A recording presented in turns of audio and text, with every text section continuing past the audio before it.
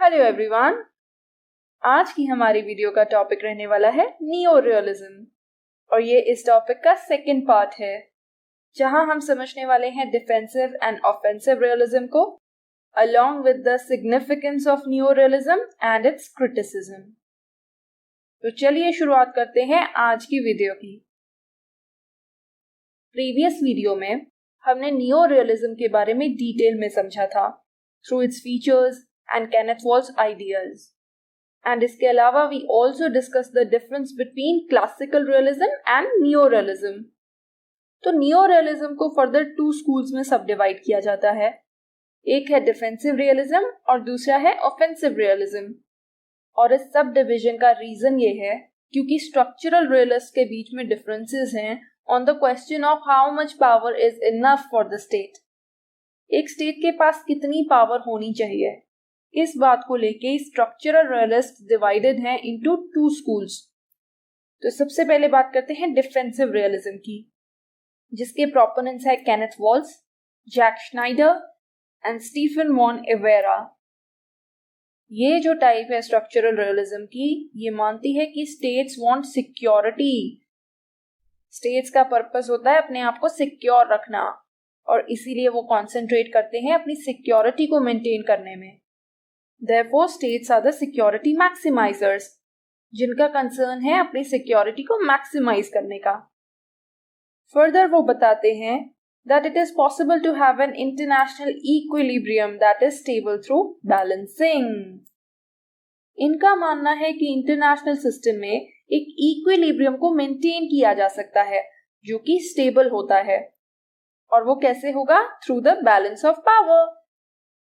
States international system में एक equal distribution of power create करेंगी सो दैट किसी एक स्टेट की डोमिनेंस को अवॉइड किया जा सके। तो अगर एक स्टेट बहुत ज्यादा पावरफुल होगी, 2 या 2 से ज्यादा स्टेट्स साथ में आएंगी और उस स्टेट की पावर को मैच करेंगी सो दैट एक equal distribution of power create हो जाए या इक्विलिब्रियम क्रिएट हो जाए इंटरनेशनल सिस्टम में। They reject the argument of offensive realists that states seek hegemony। Offensive realists का मानना है कि states international system में अपनी hegemony establish करना चाहती हैं, अपनी dominance को establish करना चाहती हैं, लेकिन defensive realists इस argument को reject करते हैं। उनका मानना है कि hegemony या dominance को pursue करना एक foolish strategy है। और फर्दर ये कहती है कि अगर कोई स्टेट ऐसा एक्शन लेती है जिसके थ्रू वो अपनी सिक्योरिटी बढ़ाती है, तो वो ऐसा इसलिए करती है क्योंकि वो अपने आप को डिफेंड करना चाहती है मुश्किल समय में। वो अपनी हेजेमनी एस्टैब्लिश करने के लिए ये सब नहीं करती है, बल्कि अपने सर्वाइवल के लिए और अपने आप को सिक्योर रखने के लिए ऐसा करती हैं। फिर डिफेंसिव रियलिज्म बात करता है सिक्योरिटी डिलेमा की, जो कि ऑलरेडी मैं अपनी रियलिज्म वाली वीडियोस में भी बता चुकी हूँ, और इसका मेंशन नियो रियलिज्म वाली वीडियो के फर्स्ट पार्ट में भी था, जिसके थ्रू वो बताते हैं कि स्टेट्स का एक दूसरे की सिक्योरिटी को लेकर एक मिसट्रस्ट होता है because they are never sure about the intentions of other states, और इस वजह से स्टेट्स के बीच में एक इनसिक्योरिटी क्रिएट हो जाती है जो कि सिक्योरिटी डिलेमा है। इसको मैंने रियलिज्म वाली वीडियो में एक्सप्लेन किया है, आप वहां से इस कॉन्सेप्ट के बारे में और जान सकते हैं। फिर आता है conquest rarely page. Defensive realist का मानना है कि वॉर में ज्यादा फायदा नहीं रखा है क्योंकि इसकी जो कॉस्ट होती है वो इसके बेनिफिट्स पर भारी पड़ती है।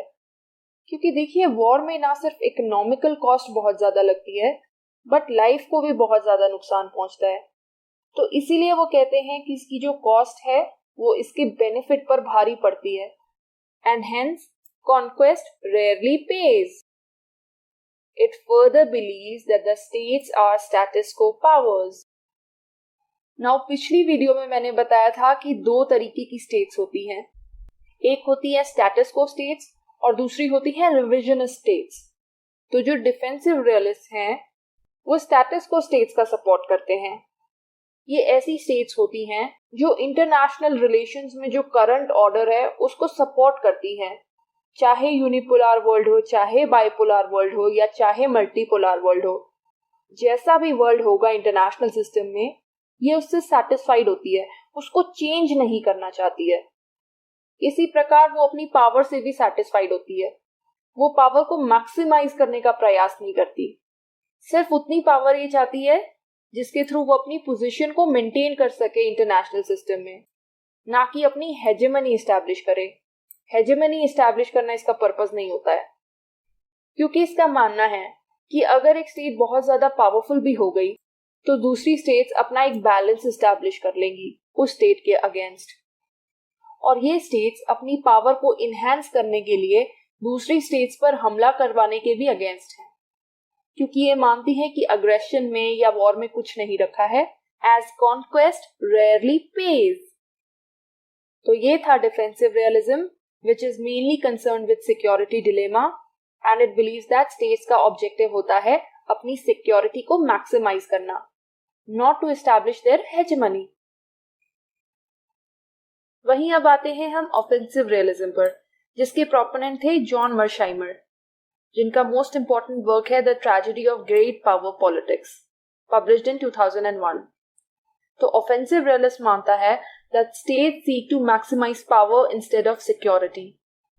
स्टेट्स का ऑब्जेक्टिव होता है पावर को मैक्सिमाइज करना, वो अपने लिए ज्यादा से ज्यादा पावर चाहती हैं बजाय कि सिक्योरिटी को मैक्सिमाइज करने के, और इसीलिए वो ऐसी अपॉर्चुनिटीज ढूंढती रहती हैं जिसके थ्रू वो अपनी पावर को मैक्सिमाइज कर सके और अपनी हेजेमनी को एस्टैब्लिश कर सके, क्योंकि स्टेट्स का अल्टीमेट गोल होता है अपनी हेजेमनी एस्टैब्लिश करना या इंटरनेशनल सिस्टम में अपनी डोमिनेंस एस्टैब्लिश करना। Also, it believes that it is impossible to be sure of any state's intention. Offensive realist भी ये मानता है कि स्टेट्स दूसरी स्टेट्स के इंटेंशंस के बारे में कभी भी श्योर नहीं होती, उन्हें दूसरी स्टेट्स के इंटेंशन के बारे में कभी भी पता नहीं होता है, और इसी वजह से इक्विलिब्रियम एस्टैब्लिश करना बहुत मुश्किल हो जाता है इंटरनेशनल पॉलिटिक्स में, और इसी वजह से वो बैलेंसिंग को या बैलेंस ऑफ पावर को एक इनएफिशिएंट टेक्निक मानते हैं of achieving equilibrium. Offensive realist इसको एक इनएफिशिएंट और स्लो टेक्निक मानते हैं, सो इस टेक्निक को वो यूज करने से बचते हैं। इसके बाद आता है conquest page. Defensive realism support करता था कॉन्क्वेस्ट रेयरली पेज को, लेकिन ऑफेंसिव रियलिज्म बिल्कुल उसका ऑपोजिट है।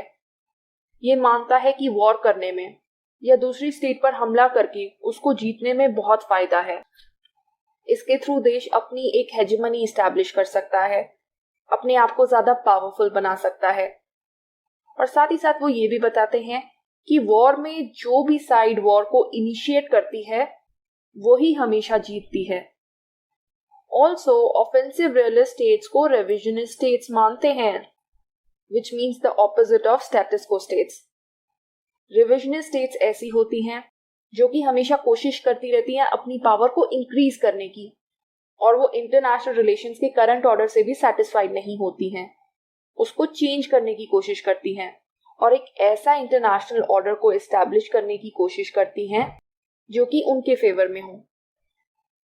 तो हम सम अप कर सकते हैं ये कह के कि ऑफेंसिव रियलिज्म का मानना है कि स्टेट्स का एम होता है अपनी पावर को इंक्रीज करना, और इसीलिए वो ऐसी अपॉर्चुनिटीज के लिए देखती रहती है जिसके थ्रू वो अपनी पावर को इंक्रीज कर सके, क्योंकि जो उसका अल्टीमेट गोल है वो है अपनी हेजेमनी को एस्टैब्लिश करना, क्योंकि ये मानती है कि हेजेमनी ही है जो एक स्टेट का सर्वाइवल इंश्योर कर सकती है एक अनार्किक इंटरनेशनल सिस्टम में। नाउ जॉन मर्शाइमर ने कुछ ऐसी पॉलिसीज या ऑप्शंस बताए हैं जिनके थ्रू एक देश अपनी पावर को गेन कर सकता है और अपनी हेजेमनी एस्टैब्लिश कर सकता है और अपने ओपोनेंट की पावर को रिड्यूस कर सकता है। सबसे पहली पॉलिसी है वॉर। एक स्टेट अपनी पावर को इंक्रीज करने के लिए वॉर पे जा सकती है अपने ओपोनेंट के साथ। इससे क्या होगा कि अगर वो जीत जाती है तो स्टेट की पावर में इंक्रीज होगा और वहीं ओपोनेंट की पावर रिड्यूस हो जाएगी। पर इसका ड्रॉबैक ये है कि ना ही सिर्फ वॉर कॉस्टली होती है, बट कहीं इसका ऑपोजिट हो गया कि स्टेट हार गई और उसका ओपोनेंट जीत गया तो स्टेट की पावर तो रिड्यूस हो जाएगी। So it's a risky method और policy. Next policy is blackmailing, और ये यूजुअली यूज की जाती है मेजर पावर्स द्वारा या बिग पावर्स द्वारा ऐसी स्टेट्स पर जो कि वीक पावर्स हैं। एक स्ट्रॉन्ग स्टेट दूसरी वीक स्टेट को ब्लैकमेल कर सकती है और उनको ये कह सकती है कि अगर आपने हमारी बात नहीं मानी तो हम आप पर अटैक कर देंगे। बट ये ब्लैकमेलिंग की जो पॉलिसी है ये यूजुअली मेजर पावर्स पर यूज नहीं की जा सकती है, इनको सिर्फ स्मॉल पावर्स पर यूज किया जा सकता है। फिर next policy is the buck passing, in which the threatened states resort to buck passing instead of joining a collision. इसमें जो एक स्टेट होती है वो अपने राइवल स्टेट की बढ़ती हुई पावर पर कोई स्टेप नहीं लेती है, बल्कि ये रिस्पॉन्सिबिलिटी वो दूसरे देशों पर या दूसरी स्टेट्स पर डाल देती है, उन पर बक पास कर देती है, और इसीलिए इस पॉलिसी को बक पासिंग बोला जाता है। इसको आप और क्लैरिटी से समझना चाहते हैं तो सपोज कीजिए एक स्टेट बहुत ज्यादा पावरफुल होती जा रही है, तो दूसरी पावरफुल स्टेट जो कि उसकी ओपोनेंट या कंपेटिटर है ऐसे किसी भी ग्रुप या कोलिजन को ज्वाइन नहीं करेगी जो उस स्टेट की पावर को कम करने के लिए बनाया गया हो, और ये रिस्पॉन्सिबिलिटी वो दूसरों पर डाल देती है कि दूसरी स्टेट्स ही उस पावरफुल स्टेट के अगेंस्ट कोई एक्शन लेंगी, और खुद वो जो कंट्री होता है वो साइडलाइंस में रहता है। और इसका जो सबसे बेस्ट एग्जाम्पल है वो ये कि जब 1930s के दौरान नाजी जर्मनी का राइज हो रहा था, वो एक पावरफुल स्टेट के तौर पर इमर्ज हो रहा था, तो किसी भी पावरफुल स्टेट ने, चाहे वो यूके हो, यूएसए हो या फ्रांस हो, किसी भी पावरफुल स्टेट ने जर्मनी की बढ़ती हुई पावर को कंट्रोल करने की कोशिश नहीं की। As a result of which उनकी पावर बढ़ती गई एंड क्या हुआ, it led to the second world war. तो ये होती है बक पासिंग। उसके बाद एक और पॉलिसी आती है, वो है बेट एंड ब्लीड। और बेट एंड ब्लीड में क्या होता है, इसमें एक स्टेट दो स्टेट के बीच में चल रहे कॉन्फ्लिक्ट्स को बढ़ाने का काम करता है। सपोज कीजिए कि दो कंट्रीज के बीच में झगड़ा है, तो थर्ड स्टेट जो होगी वो एक माचिस की तिल्ली का काम करेगी। वो एक स्टेट को सपोर्ट करेगी, उसको भड़काएगी, प्रोवोक करेगी कि तुम वॉर करो, दूसरी स्टेट को डिस्ट्रॉय कर दो, जिससे दोनों के बीच की जो लड़ाई है वो और गहरी या इंटेंस हो जाएगी और वो स्टेट्स एक दूसरे को डिस्ट्रॉय कर देंगे, इस हद तक कि वो दोनों कंट्रीज ब्लीड करने लगेंगे। Hence the name bait and bleed. और जिसने माचिस की तीली लगाई है या आग लगाई है, जो कि बेटर है, वो साइडलाइंस पर रहता है, वो सिर्फ दो कंट्रीज को झगड़ता हुआ विटनेस करता है। एंड इसका इम्पैक्ट क्या रहता है कि जो दो कंट्रीज लड़ रहे हैं उनकी पावर खत्म हो जाती है या रिड्यूस हो जाती है, जिससे उस थर्ड कंट्री या बेटर को फायदा मिलता है। और इसका एग्जाम्पल है रशिया यूक्रेन क्राइसिस में जो यूएसए का रोल रहा है, उसको हम बेट एंड ब्लीड की पॉलिसी से कंपेयर कर सकते हैं। इसके अलावा मर्शाइमर ने खुद भी एक एग्जाम्पल दिया है और वो है रशिया का। फ्रेंच रेवोल्यूशन के कुछ टाइम बाद रशिया ने ऑस्ट्रिया और प्रशिया को प्रवोक किया कि वो फ्रांस के साथ वॉर पे जाएं। ये भी इस पॉलिसी का एग्जाम्पल है। और इसी से सिमिलर एक और पॉलिसी है, दैट इज ब्लड लेटिंग, जिसमें जब एक स्टेट की राइवल वॉर पे जाती है तो उस स्टेट का एम होता है कि कॉन्फ्लिक्ट को ज्यादा से ज्यादा खींचना, ताकि राइवल स्टेट की पावर को कम किया जा सके। इसका एग्जाम्पल हमें ट्रूमैन की एक स्टेटमेंट से देखने को मिलता है, जो कि उन्होंने 1941 में दी थी। उसमें वो कहते हैं कि अगर उन्हें लगता है कि जर्मनी जीत रहा है तो वो रशिया की हेल्प करेंगे, और अगर उन्हें लग रहा है कि रशिया जीत रहा है फिर वो जर्मनी की हेल्प करेंगे, ताकि जो लड़ाई है वो जितनी लॉन्गर ड्यूरेशन के लिए चल सकती है वो चले, क्योंकि इससे दोनों ही स्टेट्स की मिलिट्री स्ट्रेंथ को नुकसान होगा, उनकी पावर कम हो जाएगी, और इससे थर्ड स्टेट को एक मौका मिलेगा अपनी हेजेमनी को एस्टैब्लिश करने का। ब्लड लेटिंग और बेट एंड ब्लीड के बीच में डिफरेंस ये है कि जहां बेट एंड ब्लीड में स्टेट्स जो हैं वो माचिस की तीली का काम करती हैं, यानी कि आग लगाने का काम करती हैं, प्रोवोक करने का काम करती हैं, ब्लड लेटिंग में ऐसा नहीं है। ब्लड लेटिंग में स्टेट्स या राइवल स्टेट्स ऑलरेडी वॉर पर होती है, यानी कि जो स्टेट की राइवल है वो ऑलरेडी वॉर में होती है, उसको प्रोवोक करने की जरूरत नहीं पड़ती है, बल्कि स्टेट का जो एम होता है वो ये होता है कि उसका जो राइवल है वो ज्यादा से ज्यादा देर तक एक लड़ाई को लड़े ताकि उसकी पावर अपने आप कम हो जाए। तो ये है वो 5 पॉलिसीज या ऑप्शंस जो एक स्टेट को हेल्प करती है पावर गेन करने में और ओपोनेंट की पावर को रिड्यूस करने में। ऑफेंसिव और डिफेंसिव रियलिज्म को समझ लेने के बाद अब हम इसके डिफरेंस को समझ लेते हैं। इससे ना ही आपको दोनों के बीच का डिफरेंस क्लियर हो जाएगा, बल्कि आपका ये टॉपिक दोबारा से रिवाइज हो जाएगा। So starting with the proponents, defensive realism के प्रोपोनेंट है केनेथ वॉल्स, जिनका मोस्ट इंपॉर्टेंट वर्क पब्लिश हुआ था 1979 में। और ऑफेंसिव रियलिज्म की जो प्रोपोनेंट है दैट इज जॉन मर्शाइमर, जिनका work the tragedy of great power politics publish हुआ था 2001 में। डिफेंसिव रियलिज्म का मानना है कि स्टेट्स का अल्टीमेट एम होता है सिक्योरिटी। इंटरनेशनल सिस्टम में अनार्की की वजह से स्टेट्स अपने आप को ज्यादा से ज्यादा सिक्योर रखना चाहती हैं और सिक्योरिटी के रीजन के लिए ही वो पावर को मेंटेन करती हैं। वहीं ऑफेंसिव रियलिज्म का क्या मानना है कि स्टेट्स का एम होता है इंटरनेशनल सिस्टम को डोमिनेट करना या अपनी हेजेमनी को एस्टैब्लिश करना बाय इंक्रीजिंग देयर पावर। इसीलिए डिफेंसिव रियलिज्म मानते हैं कि स्टेट्स आर सिक्योरिटी मैक्सिमाइजर्स, जिनका प्रयास होता है अपनी सिक्योरिटी को मैक्सिमाइज करना।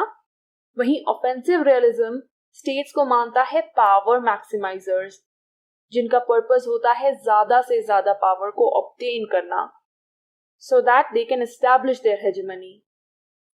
डिफेंसिव रियलिज्म सपोर्ट करता है बैलेंस ऑफ पावर के यूज को। ये एक ऐसी टेक्निक है जिसके थ्रू इंटरनेशनल सिस्टम में एक इक्विलिब्रियम एस्टैब्लिश किया जा सकता है और किसी एक स्टेट को बहुत ज्यादा पावरफुल होने से रोका जा सकता है। वहीं क्योंकि ऑफेंसिव रियलिज्म का जो पर्पस है वो है हेजेमनी की एस्टैब्लिशमेंट, तो उन्होंने कुछ अलग पॉलिसी सजेस्ट करी हैं जिनके थ्रू स्टेट्स ना ही सिर्फ अपनी पावर बढ़ा सकती हैं बल्कि अपनी हेजेमनी एस्टैब्लिश कर सकती हैं, which are buck passing, bait and bleed, blood letting, war and blackmail, जो कि अभी हमने पिछली स्लाइड में समझी थी।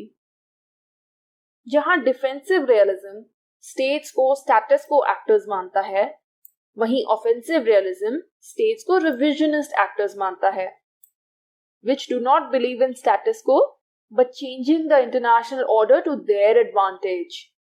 And also such actors aim at gaining more and more power for themselves. Defensive realism का मानना है कि मिलिट्री का पर्पस होता है सिक्योरिटी को मेंटेन रखना, और इसीलिए एक देश अपनी मिलिट्री फोर्स रखता है क्योंकि वो एक देश को सिक्योरिटी प्रोवाइड करती है। वहीं ऑफेंसिव रियलिज्म मानता है कि मिलिट्री का पर्पस है एक स्टेट की पावर को दर्शाना या एक स्टेट की पावर को डिस्प्ले करना। वो कैसे? वॉर करके या अग्रेशन करके। स्टेट अपनी पावर अपनी मिलिट्री के थ्रू दर्शाता है अग्रेशन या वॉर के समय में। Another difference is that defensive realism जो है it supports the concept of conquest rarely page. War और एग्रेशन का कोई फायदा नहीं है because the cost outweighs the benefits. वहीं ऑफेंसिव रियलिज्म बिल्कुल इसका ऑपोजिट है। It believes that conquest page, war के फायदे होते हैं, इसके थ्रू एक देश की पावर इंक्रीज हो जाती है और उसकी एबिलिटी बढ़ जाती है इंटरनेशनल सिस्टम को डोमिनेट करने की। So these were the differences between defensive and offensive realism. तो स्ट्रक्चरल रियलिज्म को समझ लेने के बाद और इसके जो दोनों सब स्कूल्स हैं या टाइप्स हैं which are offensive and defensive realism, उनको समझ लेने के बाद लेट्स अंडरस्टैंड कि नियो रियलिज्म को किस बिहाफ पर क्रिटिसाइज किया गया है। तो जो सबसे पहला क्रिटिसिज्म है which is very obvious is that it does not emphasise on the role of international institutions. ये इंटरनेशनल इंस्टीट्यूशंस के रोल पर एम्फसाइज नहीं करता है जैसे कि नियो लिबरलिज्म करता है। नियो लिबरलिज्म मानता है कि इंटरनेशनल इंस्टीट्यूशंस बहुत इंपॉर्टेंट रोल प्ले करते हैं देशों के बीच में कोऑपरेशन कराने में। Also it ignores the role of ideology. ये आइडियोलॉजी के रोल को भी इग्नोर कर देता है। इसका मानना है कि इंटरनेशनल लेवल पर सिर्फ एक और एक एस्पेक्ट है देश का जो मैटर करता है, वो है उसकी power capability. Ideology, political system, ये सब तो डोमेस्टिक पॉलिटिक्स में इंपॉर्टेंट रोल प्ले करता है। तो आइडियोलॉजी के रोल को बिल्कुल इग्नोर कर दिया गया है। इकोनॉमिक इंटरेस्ट के रोल को भी इग्नोर कर दिया गया है। हालांकि economic interest do play a huge role in international system. Neorealism importance देता है पॉलिटिकल इंटरेस्ट को over the economic interest. But हम सभी जानते हैं, स्पेशली आफ्टर ग्लोबलाइजेशन, कि इकोनॉमिक इंटरेस्ट भी कितना इंपॉर्टेंट रोल प्ले करते हैं। और इनफैक्ट आज के जमाने में तो सबसे ज्यादा इंपॉर्टेंस इकोनॉमिक इंटरेस्ट को ही दी जाती है। तो इस बेसिस पर भी इसको क्रिटिसाइज किया जाता है। Plus there is conflict within neorealism. Neorealist scholars के बीच में ही एक डिसएग्रीमेंट है। उनको यही नहीं पता कि कितनी पावर एक स्टेट के लिए जरूरी है। एक तरफ कह रहे हैं कि उतनी ही पावर होनी चाहिए एक स्टेट के पास जितनी कि उसको सिक्योरिटी के लिए अप्रोप्रिएट हो। वहीं दूसरा पर्सपेक्टिव ये कह रहा है कि स्टेट्स को तो ज्यादा से ज्यादा पावर चाहिए। स्टेट्स का तो एम है पावर को गेन करना। So there is conflict within the realism. Next disadvantage is that it takes pessimistic view of international relations. ये इंटरनेशनल रिलेशंस का एक नेगेटिव या पेसिमिस्टिक एस्पेक्ट प्रेजेंट करता है। इसका मानना है कि अनार्की की वजह से देशों के बीच में कोऑपरेशन नहीं हो पाती है। वहीं दूसरी तरफ जो नियो लिबरलिज्म है, वो भी ये मानता है कि इंटरनेशनल रिलेशंस में अनार्की है, बट वो एक पॉजिटिव आउटलुक पेश करता है। उसका मानना है कि अनार्की के बावजूद भी देशों के बीच में कोऑपरेशन पॉसिबल है। नेक्स्ट इसका जो क्रिटिसिज्म किया गया है वो किया गया है डेमोक्रेटिक पीस थियोरी सपोर्टर्स द्वारा, जिनमें मेन क्रिटिक है ब्रूस रसेट। ब्रूस रसेट कहते हैं कि जिन जिन स्टेट्स में डेमोक्रेसी होती है वो एक दूसरे के साथ वॉर नहीं करती। तो अगर all across the globe democracies establish हो जाएं और एक पैसिफिक यूनियन क्रिएट हो जाए डेमोक्रेसीज का, जिसके बारे में मैं पहले भी बता चुकी हूं, तो नियो रियलिस्ट प्रिंसिपल्स अपने आप फेल हो जाएंगे। Also, it has been criticized for not being able to predict transformations in international relations. नियोरियलिज्म को इस आधार पर भी क्रिटिसाइज किया गया है कि ये इंटरनेशनल रिलेशंस में जो ट्रांसफॉर्मेशंस हो रही थी उनको प्रिडिक्ट नहीं कर पाया। जैसे लिबरलिज्म सेकेंड वर्ल्ड वॉर को प्रिडिक्ट नहीं कर पाया, ऐसे नियोरियलिज्म कोल्ड वॉर के एंड को प्रिडिक्ट नहीं कर पाया, जो कि इसका मेजर ड्रॉबैक है। तो ये तो थे इसके कुछ क्रिटिसिज्म। वही नियोरियलिज्म की सिग्निफिकेंस भी है। ये इंटरनेशनल रिलेशंस के सिस्टम या स्ट्रक्चर पर इंपॉर्टेंस देता है। इसने बेसिकली एक नए तरीके से रियलिज्म को पेश किया है। जिस बात के लिए रियलिज्म को टारगेट किया गया उसे अनसाइंटिफिक माना गया, जिसका मेजर रीजन था उनका ह्यूमन नेचर का डिस्क्रिप्शन। तो उस ड्रॉबैक को दूर करने की कोशिश की नियो रियलिज्म ने और एक साइंटिफिक तरीके से रियलिज्म की स्टडी को प्रेजेंट किया। It also helps in understanding the international system. इसने हमें इंटरनेशनल सिस्टम को समझने में हेल्प करी। इंटरनेशनल सिस्टम कैसा होता है, कैसे इंटरनेशनल सिस्टम को पावर्स डोमिनेट करती हैं, ये सब हमें जानने को मिला through neo realism. It does not use human nature as the reason for conflict, जो कि मैंने जस्ट अभी मेंशन किया है। इसने ह्यूमन नेचर से एम्फेसिस हटा दिया रियलिज्म का और रादर ये कहा कि जो रीजन ऑफ कॉन्फ्लिक्ट होता है वो होता है द अनार्किक इंटरनेशनल सिस्टम, जिनसे स्टेट्स के बीच में इनसिक्योरिटी हो जाती है और उनके बीच में कोऑपरेशन होना मुश्किल हो जाता है। ये स्टेट बिहेवियर के एनालिसिस के लिए भी बेनिफिशियल है। इससे हमें पता चलता है कि स्टेट्स कैसे बिहेव करती हैं इंटरनेशनल सिस्टम में। वो ना ही सिर्फ अपनी सिक्योरिटी के लिए वर्क करती हैं, बल्कि अपनी पावर को भी मैक्सिमाइज करने की कोशिश करती हैं। वहीं कुछ स्टेट्स ऐसी होती हैं जो अपना डोमिनेंस एस्टैब्लिश करना चाहती हैं इंटरनेशनल सिस्टम में, और स्टेट्स का बिहेवियर कैसा होगा इंटरनेशनल सिस्टम में दैट डिपेंड्स कि वो कैसा है, यूनिपोलार है, बाइपोलार है या मल्टीपोलार है। तो ये सारे फैक्टर्स हैं जिनके थ्रू हमें स्टेट के बिहेवियर का एनालिसिस करने को मिलता है। Also, it contributed to the scope of international relations, which definitely it did, because आज हम यहाँ इसे international relations में as a theory ही पढ़ रहे हैं. So, despite all the drawbacks, हम इसकी significance को deny नहीं कर सकते हैं. So, this was Neo-Realism, और आज ये टॉपिक कंप्लीट होता है. आई होप कि आपको न्यू रियलिज्म के सारे एस्पेक्ट समझ में आए होंगे. अगर इन केस आपको कोई भी डाउट है तो मैं आपसे रिक्वेस्ट करती हूँ कि इस वीडियो के पार्ट 1 को जरूर देखिए, क्योंकि उसको देखने के बाद आपको इस वीडियो को समझने में आसानी होगी. तो आज की वीडियो में इतना ही. अगर आपको मेरी वीडियो पसंद आई हो तो इसे लाइक कीजिएगा, अपने दोस्तों और फैमिली रिलेटिव्स के साथ शेयर कीजिएगा और मेरे चैनल को सब्सक्राइब कीजिएगा. Thank you so much. आपका दिन शुभ हो.